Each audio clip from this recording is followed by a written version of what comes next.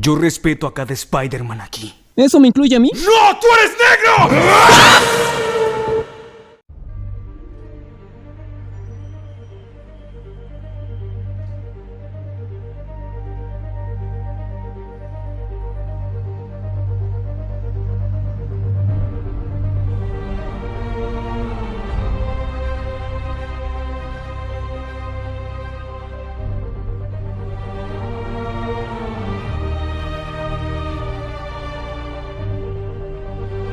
Ok, ¿qué puedo sacar de esta película?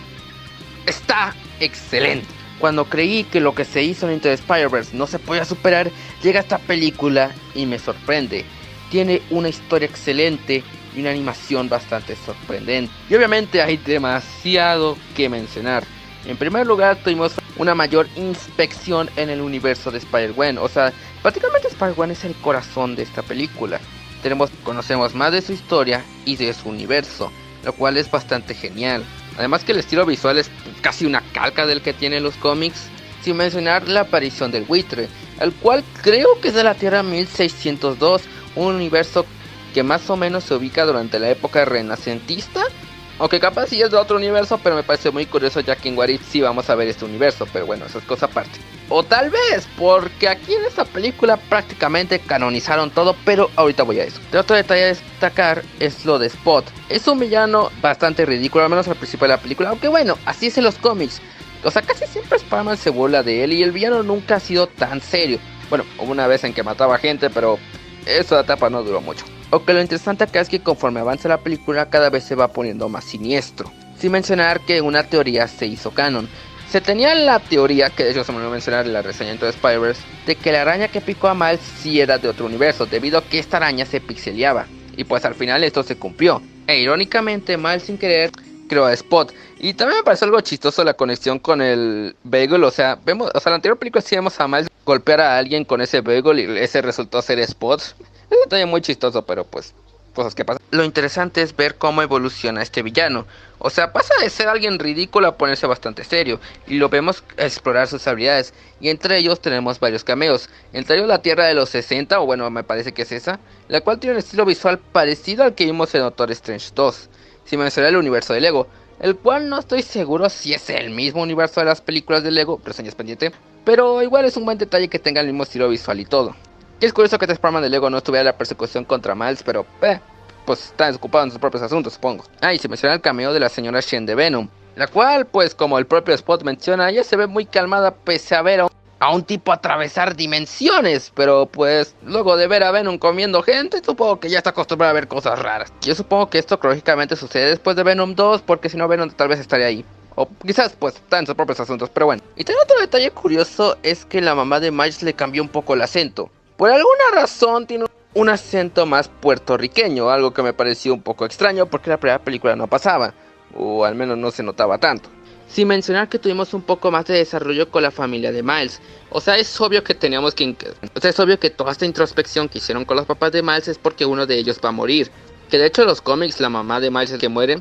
Ya veremos qué pasa acá, porque acá se ve que se va a morir el papá, aunque capaz y den un giro de tuerca y capaz se muere la mamá, pero ya veremos qué pasa en The Beyond the Spider-Verse. Ah, y sin mencionar que en esta película todos los Spider-Man que vemos brillaron bastante. O al menos los principales, porque obviamente Spider-Man como Los Límites o el Espectacular no tuvieron tanto tiempo en pantalla como a muchos les hubiera encantado. Y también otra cosa que mencionar es lo de Spider-Punk.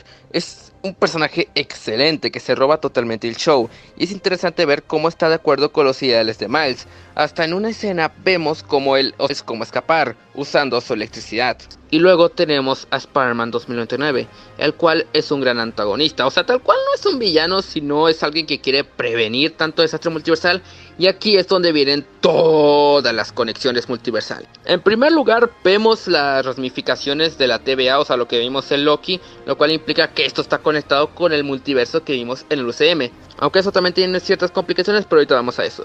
El punto es que prácticamente se hizo canon todo el multiverso de Marvel, ya que entre las pantallas que vemos, o sea, entre tanto personaje que vemos el universo de los cómics, el 616, lo cual implica que ni Peter B. Parker ni el UCM son del universo 616.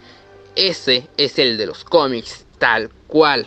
Y que tomen en cuenta los cómics como canon dentro de este multiverso También explica por qué los herederos no fueron villanos en esta película, ya que ya fueron vencidos por una versión del Spider-Verse, ya que siempre se ha creado la confusión de qué es canon en el multiverso de Marvel, ya que por ejemplo en los cómics tenemos un Spider-Man Noir, pero también en la serie de Ultimate tenemos una versión de Spider-Man Noir, y en las películas tenemos otra versión, y esta película prácticamente explica que por cada Spider-Man hay por lo menos dos versiones casi iguales. Porque por ejemplo tenemos dos Spider-Man Unlimited, tenemos tres Spider-Man de PS4, o eran dos, realmente lo conté. Uno más parecido al de los cómics y otro más parecido al de videojuegos. Lo cual también explica por qué el Spider-Man de PS4 nunca menciona los acontecimientos del Spider-Verse.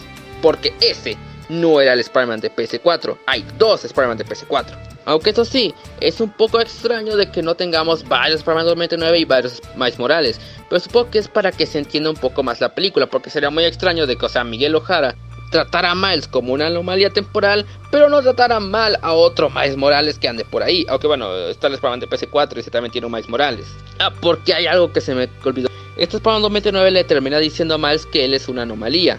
O sea, él no debe ser mordido por una araña radioactiva. Debió seguramente morder al Miles que es Prowler. Y también es por eso que no hay Spider-Man. Y que en la línea temporal original de donde viene Miles, pues el Peter de ese universo no debió morir. Solo debió detener a Kingpin el colisionador. Y Spot no existiría. Creo que me doy cuenta, si Peter B. Parker no debía morir, eso significa que pues murió en vano. Y dejó viuda a su MJ. Y dejó sola a la tía May. Dale, pobrecitas. Bueno, voy a tener que ligarme a Mary Jane. Aunque eso sí, es un poco curioso que la TVA no interviniera en esto, ya que, lo que está haciendo Spider-Man 2099 es lo que hacía la TVA. Y si se supone que la línea temporal original, Miles Morales no mordió por una araña radioactiva, entonces, ¿por qué no apareció la TVA? Aunque bueno, simplemente se puede explicar de que esto no se planeó desde un principio. Y también cabe mencionar una pequeña confusión que puede haber con Miles Morales y Spider-Gwen, ya que sus tierras, la 1610 y la 65, son las mismas que tenían los cómics. Pero recordemos que después de Secret Wars, Miles Morales y Spider-Gwen son parte de la continuidad de la Tierra 616. O sea, que tal cual como pasó con DC, pues esas tierras fueron pasadas por dos versiones idénticas de Spider-Man y Spider-Gwen. O sea, que los de los cómics están por su lado. Y te cambia algo curioso, y es que ningún Spider-Man aparentemente se logró de una forma ingeniosa atrapar a Miles. O sea, prácticamente Miles se lució porque venció a todos los Spider-Man. Y me sorprende que incluso el de PS4, el cual ya tiene una versión de Miles, no logrará hacer algo. Pero convengamos de que fue para que la película no se acabara en 5 minutos. Y tal vez algo que le juega en contra de que haya tantos Spider-Man y no pudieran detener a Miles. Y también otro detalle que hay que mencionar es lo de Prowler. O sea, obviamente dudo mucho que sea el mismo Prowler que vimos en el UCM que detuvo al Spider-Man de Tom Holland, ya que en el propio multiverso de Marvel hemos visto que muchos personajes pueden tener el mismo rostro, pero no son las mismas versiones. Pero es genial poder finalmente verlo como Prowler, como mucha gente está esperando, y ojalá que así se vea en el UCM. Y con eso también viene algo extraño, y es que él se mantiene en su versión de live action, cuando según la lógica del UCM, él debería ser caricatura, debido a que cuando Doctor Strange estuvo viajando por el multiverso, vimos que su forma cambiaba conforme a las dimensiones que iba. O sea, que si estás en live action te deberías convertir en caricatura, pero pues eso no pasó acá. Así que veremos cómo arreglan esto en The Beyond Spider-Verse o en Secret Wars. Y sí, también hay que mencionar lo de los Star Talents. Siento que la voz de Spot lo hizo bastante bien, dentro de lo que cabe. Pero los demás pues no tuvieron tantas líneas, así que no son tan fastidiosos.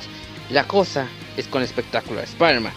¿Cómo pudieron ponerle a Juan Barnizo la voz de Spectacular? 14 años esperando para que regresara Spectacular y hacen esto. Tan difícil era traer a alguien con una voz parecida a Luis Ramírez, porque obviamente no pedía que Luis regresara, porque obviamente no se podía. Pero esto es una pésima decisión. Y de hecho estuve revisando en Twitter y sí lo estuvieron hateando bastante.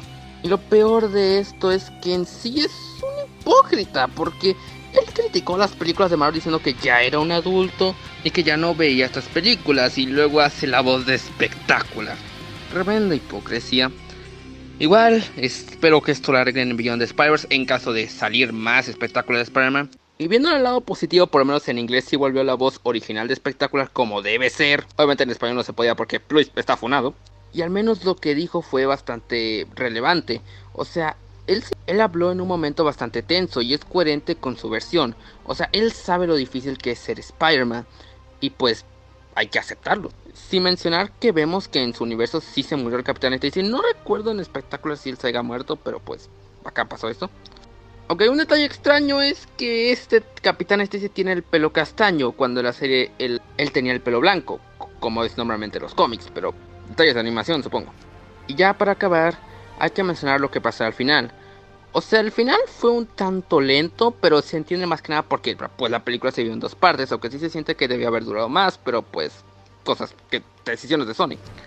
Pero vemos algo bastante interesante, y es que Miles termina en el universo equivocado, y nadie sabe dónde está, así que prácticamente es lo que se centrará la próxima película, en buscar a Miles. Y lo interesante de este universo es ver que el tío Iron sigue vivo, y en vez de eso, el padre de Miles está muerto, y al no tener un Spider-Man, pues todo ese mundo es un caos. Y de hecho en la noticia se menciona a los 6 siniestros, así que pues vaya mundo, Y vemos que como Miles no se puede convertir en Spider-Man, pues seguramente no pudo salvar a su padre.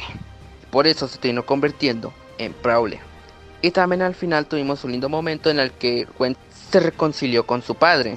Y acá podemos ver la clave para salvar al papá de Miles, ya que el Capitán Stacy renunció, lo cual significa que si él renuncia bajo voluntad propia, no alterará del todo el canon, pero por lo menos se salvará. Y también hay que mencionar que al final pues vimos a Spider-Ham y Spider-Man Noir, los cuales fueron grandes ausentes de esta película, que seguramente es porque Spider-Man de Internet también está algo enojado con ellos, debido a todo el desastre multiversal que terminaron causando, aunque sí invitó a Penny curiosamente. Y sin mencionar que también vimos una pequeña evolución con Peter B. Parker, el cual pues finalmente tuvo hijos gracias a que Miles lo convenció. Está haciendo lo mejor posible para criarla, a diferencia de los cómics. De todas maneras, pues, ¿qué puedo decir de esta película? Es realmente excelente. Obviamente esta discusión si es mejor que Spider-Man 2 y la antecesora de esta película, o sea, Into the Spider-Verse, pero realmente lo que se hizo acá es una bastante buena película, con una excelente animación que combinó varios estilos de animación y se ve excelente, se ve preciosa, con unas escenas de pelea excelentes y una historia bastante buena. Aunque esto sí, el final se siente extraño. Se siente un poco como lo que pasó con Harry Potter en sus últimas dos películas, las de las Reliquias de la Muerte, donde sientes que justo cuando va a empezar la acción, pues se acaba. Pero pese a eso, pues es una bastante buena película que tiene su mérito.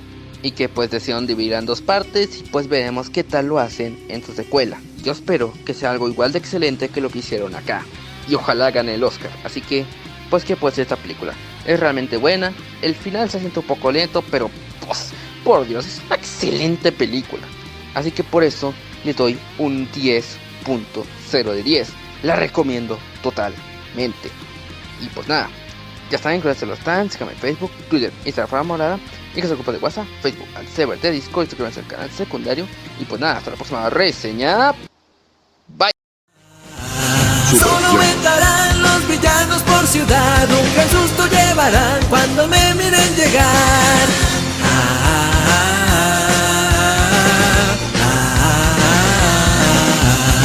Espectacular, espectacular, Spider-Man.